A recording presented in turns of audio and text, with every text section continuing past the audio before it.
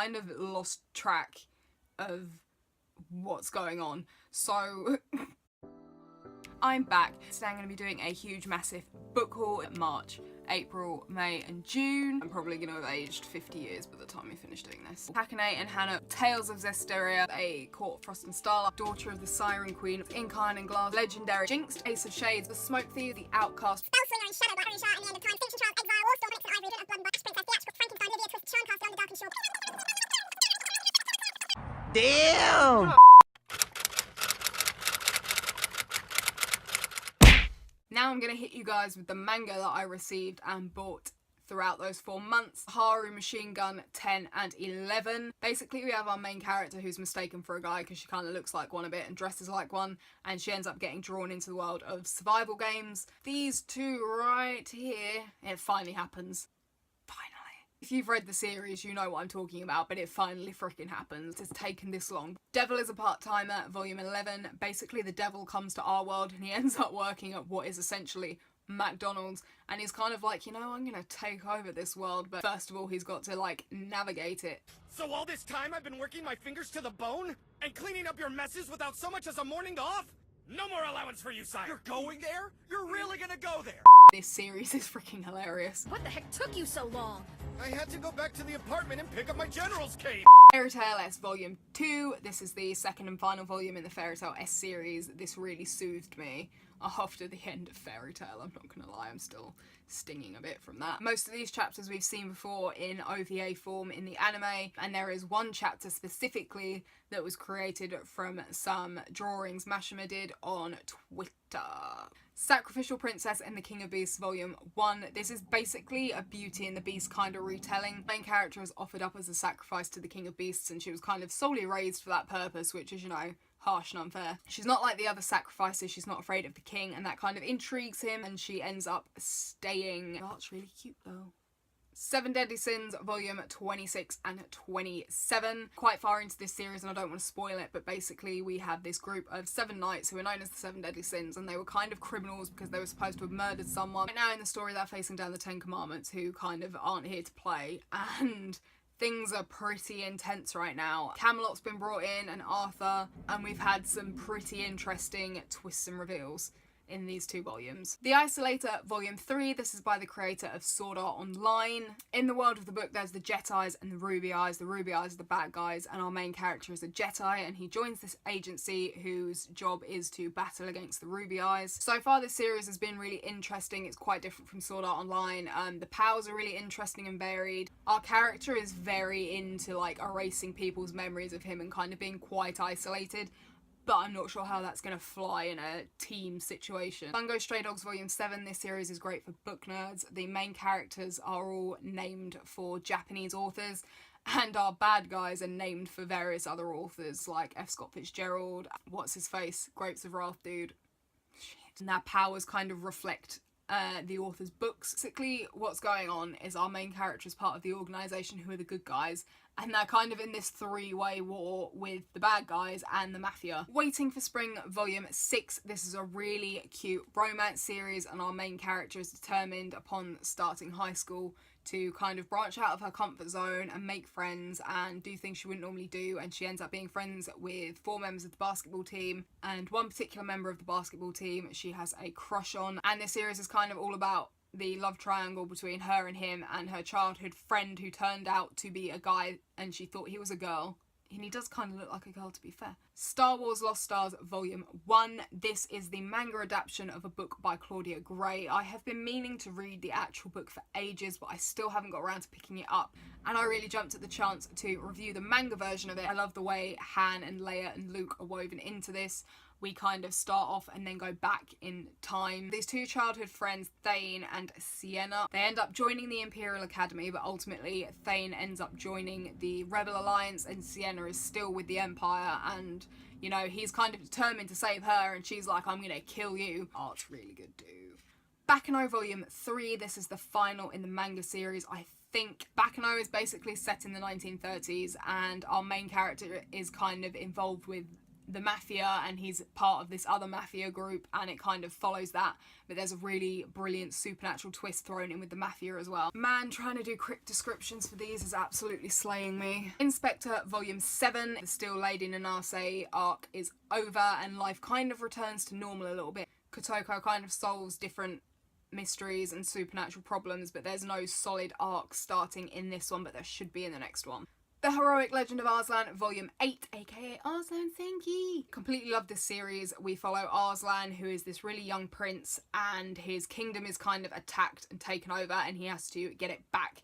The tactics in this are brilliant, it's humorous, I love the group of characters. My only issue with it is that it's so long in between volumes. The manga is following a different path to the anime, and there are quite a few large differences between it. Kiss Me at the Stroke of Midnight Volume 5. This is a Cinderella retelling. Cade is basically an idol and Hinana's a regular high school girl, and they end up falling in love and they have this romance.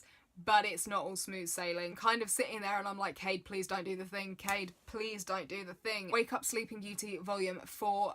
Basically our main female character kind of gets possessed by ghosts. So you have her personality and then you have 4 others that are ghosts that have possessed her, and she's kind of spent most of her life kind of locked up in the house, not really allowed to go out, and Tetsu kind of is bringing her out of her shell. Romance is really cute, but I'm really interested in seeing the relationship growing between the two of them and seeing Shizu become more herself. Monster Tamer Girls Volume 1 and 2. In the world of this book, giant monsters kind of like Godzilla roam the earth, and they kind of coexist with humans. There are girls called Tamers who are trained to soothe the monsters and kind of keep them under control and stop them from like rampaging and going out of control. Terrified Teacher at Ghoul School Volume 2 and 3. We basically follow Abe, who is a human, and he goes to teach at a Yoki school, and he's completely terrified of Yoki, and then it turns out that he has this anti-Yoki power. Basically me really condensing it. But it's completely hilarious. He's completely terrified of Yoki, and he now finds himself completely surrounded by them, and he's kind of losing his mind a little bit, but he kind of is also determined to be a good teacher to them. Angels of Death Volume 3. This is a manga adaptation of a game. You can get it on Steam. I haven't actually downloaded it to play. I'm really tempted to do it. I'm really tempted. Main character Rachel wakes up in the basement of this warehouse. She doesn't know where she is. Her memories are kind of not all there. She ends up running into Zach, who is a serial killer, and tries to kill her, but they end up teaming up because they both have to get out of this building, and in order to get out of the building they have to go up levels, and on each level there is a different killer. Art's totally cute. I love the colours. Mermaid Boys Volume 1 and 2. This is literally one of my favourite manga of the year. It's basically a gender-bent retelling of The Little Mermaid, because Ariel is obviously Prince Naru here on this cover. He falls in love with a human girl. Naru makes a deal with the completely shady Mello to become human, and he goes to the human world, and he basically has a year to get her to fall in love with him, otherwise he'll turn into sea foam and disappear. Volume 2, we have Nami already kind of realising her feelings for Naru, and there's so much drama kicking off. This series is literally so much fun. It's freaking hilarious. Naru is so hugely entertaining. It's cute. Look how pretty and colourful the art pages are. As Miss Beelzebub Likes Volume 1 and 2. I wasn't really sure what to expect when I went into this, because I was kind of expecting it to be quite fan servicey, but I have been pleasantly surprised. I have Mullin, who is super stoked to go and work for the right hand of Satan, Beelzebub, and he's expecting this, like, you know, badass, scary, intimidating dude, and it turns out to be that girl there. The Strange Creature of Kuriyuri Apartments. Basically our main character, Meme, or possibly Meme, depending on how you want to pronounce it, is the daughter of the Demon World's mighty Summoner Clan leader, and she basically ends up being sent to our world because she's kind of lazing around, not really doing much in the Demon World, and she ends up meeting the landlord of this apartment complex, and all she has to do to get an apartment is entertain him. Stupid love comedy. This is 3 volumes in one. This is the entire 3 volumes that make up this manga series. That's why it's so chunky. We have Sakura, who is a manga author. She can't keep to any of her deadlines. She's completely lazy, a little bit ditzy, and she ends up getting a new editor. Her new editor is Hasegawa. He's completely hot, but he has a bit of a temper and he won't take any of her shit. And this series is kind of a really great insight and look into the manga industry and how it works. And you see the relationship kind of grow and bloom between the two. Again, volume 1, 2, and 3. If you love Yuri on Ice, you might want to check this series out because it is by one of the creators. It's about Imamura, who is graduating from high school. He doesn't have any friends. He's kind of been shunned because he looks like a bit of a delinquent, and he kind of hasn't made any effort to make any friends. But after he accidentally falls down the stairs, he ends up going back in time to back when he started high school, and he has the chance to do it all over again. And as part of his chance to do it all over again, he also has the chance to save the Uundun Club. Tokyo Tarariba Girls. This is about Rinko, who is in her 30s. She's a scriptwriter, but her career has kind of plateaued. She's single. She spends most of her nights drinking with her two best friends. And one night, Rinko gets completely off her face, and she vows to be married by the Tokyo 2020 Olympics. But finding a guy might not be as easy as she was anticipating. I'm really not sure how to pronounce this, because I want to pronounce it Wotakoi. Wotakoi Volumes 1 and 2, which essentially translates to Love is Hard for Otaku. If you guys are up on your current season of anime, then you might have watched the anime version of this like I did and been completely devastated that there were only 11 episodes. There wasn't even 12, it literally stopped at 11. I was like, are you serious? But luckily the folks at Turnaround have sent me the manga to read, and it's completely brilliant. Each volume is 2 volumes in one, so volume 1 is actually volumes 1 and 2, and this is actually volume 3 and 4. Our main character is Narumi, and she has kind of had it rough because as soon as a guy finds out that she's an otaku, they dump her. So she goes to pretty great lengths to hide it, and she starts a new job, and she's determined to keep it secret, but on her first day she bumps into her childhood friend. Her childhood friend is Hirotaka. He is a game otaku. He's completely obsessed with games and gaming. He very nearly outs her on her very first day of her brand new job, and she needs to come up with a way to kind of get him to be quiet and not say anything, but he ends up coming up with a counter proposal, and that counter proposal is why doesn't she date him instead. Completely in love with this series. It's relatable, it is hilariously entertaining. The Young Master's Revenge. I'm not gonna lie, I bought this for myself because I was like, do you know what, I want something really cheesy, maybe a little bit trashy with some romance in it. Basically, when Leo was younger, he got embarrassed hugely by Tenma. Like, it wasn't on purpose, it was an accident, but basically he ended up getting bitten on the arse by a turtle,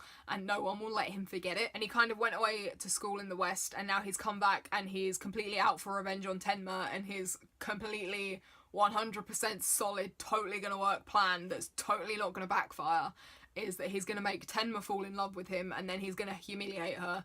But obviously, you know, we all know that's not what's really going to happen. Wasn't sure what to expect from it, but it's actually way more funnier than I was expecting it to be. Akashic Records of Bastard Magic Instructor Volume 3. I completely love this series. I watched the anime subbed and dubbed. I've mentioned this before. I've mentioned this series before. Glenn, who is a mage, and he ends up being the teacher at the Mage Academy because they need someone to fill in. He's kind of lazy, kind of can't be asked. He's not very good at his job. He's not very competent. And Sisti really is determined to be the best of the best because she wants to solve the mystery of the Sky Castle, and Glenn's just not cutting it for her. In this volume, we've got this magic tournament going on, and Glenn's kind of determined to win it because, you know, Glenn, and he'll do anything for some cash and food. The manga right now hasn't gone past where the anime was, so I think for the next few volumes of the manga, it's going to be very much the same as the anime. It doesn't appear to be very different, if at all. Blue Exorcist Volume 19. This is about Rin, who is the son of Satan, and he goes to True Cross Academy, which is a school for exorcists,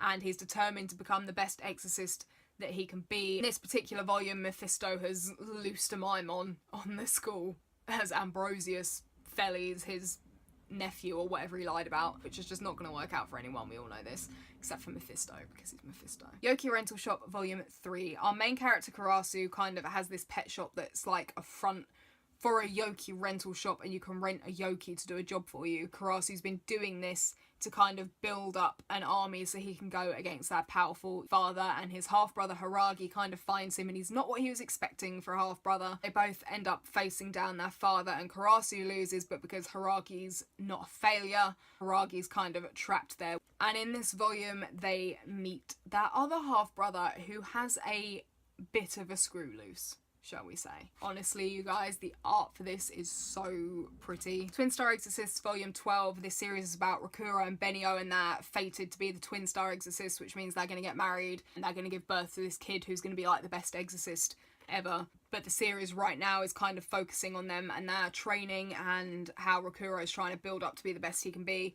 And there's a big tournament going on in this volume. I'm a complete sucker for any time there's any kind of like tournament kind of thing. Kenkabancho Otome Volume 1. This is the manga adaptation of the anime adaptation of the Otome game. Main character Hinako is about to start high school, but before she can get there, this random dude literally pops up out of nowhere, and it turns out she has a twin, and he has to go to this all-boys school, but he's a bit of a pansy, and he doesn't really want to go because it's a school for delinquents, and they all end up fighting, and because of who their family is, he has to be number one, but he knows he can't do it. So he basically sends Hinako off there to pretend to be a boy, and he basically pretends to be a girl and goes to her high school. I know you guys are probably judging me hardcore right now, but I really love the anime. I thought it was hilarious, so of course I had to pick up the manga version. Unfortunately, I think there's only 2 volumes in this series, and I'm a little bit sad about that because I was hoping it was going to go beyond the anime, but I guess not. And that's basically it. So that has been my super giant 4 months worth of books book haul. Finally! I will leave the links to as many of them down below as I can. I won't be able to link all of them because YouTube will literally just be like, no, not happening. I will link all of my social media down below so you guys can come and have a chat with me. Let me know down below which book you guys hauled recently or which book out of my haul you need to read now. For more bookish anime, manga, and generally nerdy content, feel free to subscribe, and I'll see you guys soon.